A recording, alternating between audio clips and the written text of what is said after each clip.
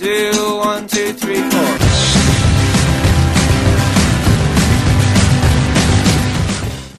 You ever wonder what would happen if MTV had a Saturday morning cartoon?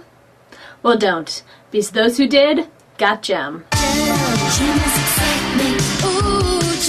Gem, or Gem and the Holograms if you really want to be specific, was a cartoon that came out in the 1980s. As if you couldn't tell.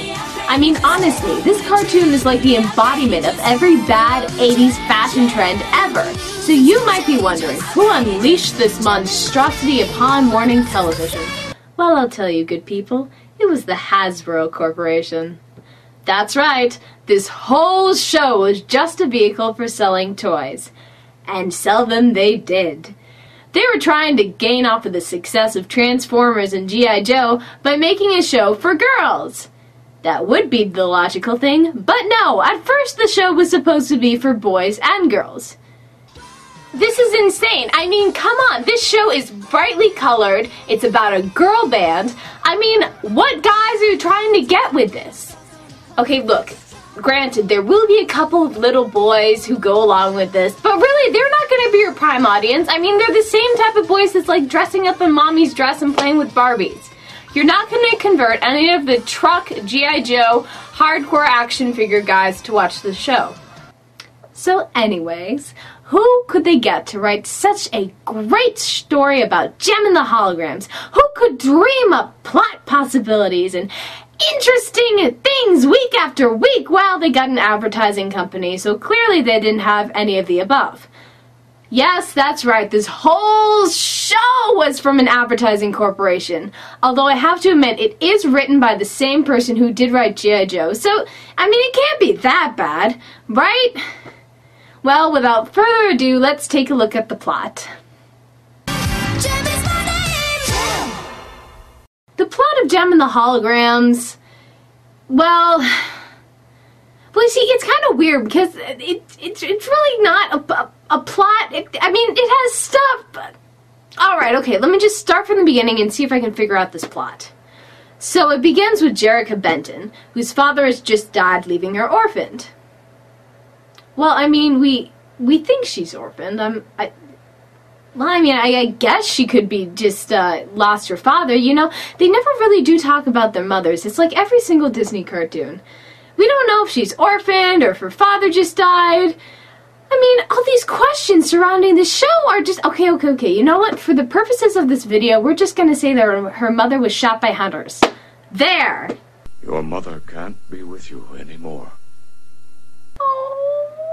So Jerrica has just inherited Starlight House for Girls.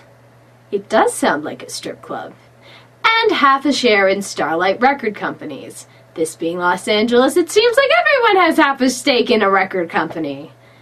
The record company, it seems, has been taken over by an evil businessman named Mr. Raymond. Mr. Raymond is corrupt, a guy that's only concerned is the bottom line, and doesn't care about making music that says positive things about the world and humanity. Mr. Raymond is evil and should be done away with. Which is kind of ironic, because I thought... Everybody loves Raymond. Yeah.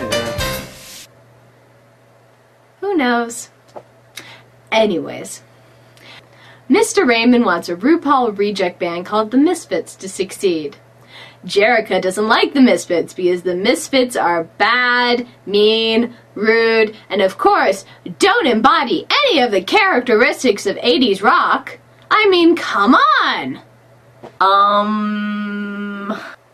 Nope, absolutely nothing like the 80s. Too bad. Anyways, this is where the plot gets a little weird.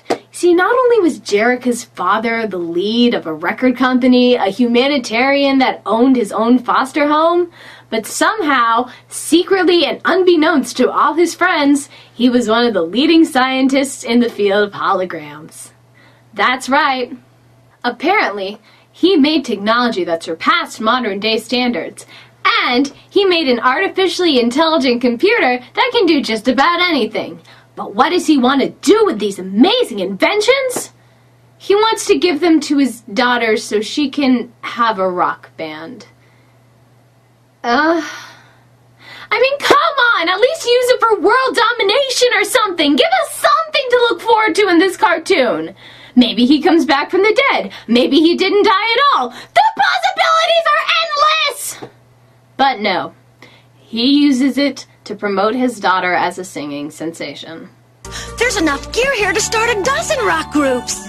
So, Jerrica and her gang of friends decide to become a band, but of course they can't have Jerrica in it because she's now owner of half the record company. What are they gonna do? So Jerrica decides to become a hologram and call herself Gem. The earrings. Yes, through them I can create any hologram you desire. I don't know how the technology works. Please don't ask me. Don't ask questions of this series. It doesn't get any better. So the pink-haired hologram. Okay, I just gotta say one thing about this animation. What are these colors? I mean, honestly, it's like everyone has purple hair, pink hair, green hair. I mean, I know this is the 80s, but still. Okay, look, the original drawings, they look almost plausible, but this is like cheap animation gone awry. I mean, come on! These characters look like a cross between Mimi from the Drew Carey Show and the guys from Priscilla, Queen of the Desert. I mean, it's just in... Wait, go back a couple of slides. Is that Olivia Newton-John from Xanadu? Oh my gosh!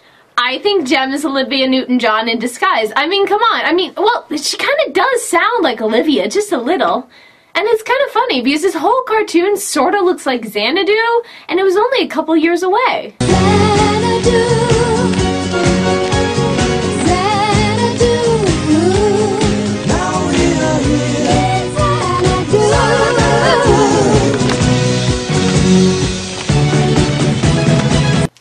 Random Xanadu moment, excuse me.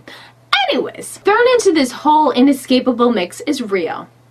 Rio, the purple-haired hero of the whole gang, the love interest of Gem and Jerrica.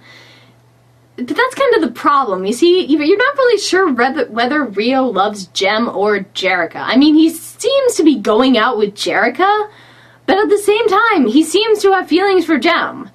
It doesn't make any sense! I mean, come on, just pick one! Actually, it does raise an interesting moral dilemma. Is it cheating if the person you're cheating on is the same person you're cheating with, but you don't know that, but they know that? But if they're the same person, does that mean they have the same personality traits, so it's technically inevitable that you fall in love with each other anyways? Let me ponder this. Stop asking questions! This cartoon is not made to be analyzed! Okay. So, that's the basic plot of Gem as far as I can conceive it. But wait, there's more. What else can be thrown into this mix? Well, because it is a cartoon about a rock band, they must have music videos. Out of my way, you got on my way, out of my way, I ain't playing around. That's right. This cartoon comes complete with bad animated 80s music videos. Yay! Ugh. But hey, the fun doesn't stop there because they don't tell you when these things are coming. Look, just leave the serious business to me. I'll see to it that you win. You'd better, 'cause winning is everything, winning is everything. It ain't how you play the game. I mean, I still have nightmares that random musical sequences are gonna come up and...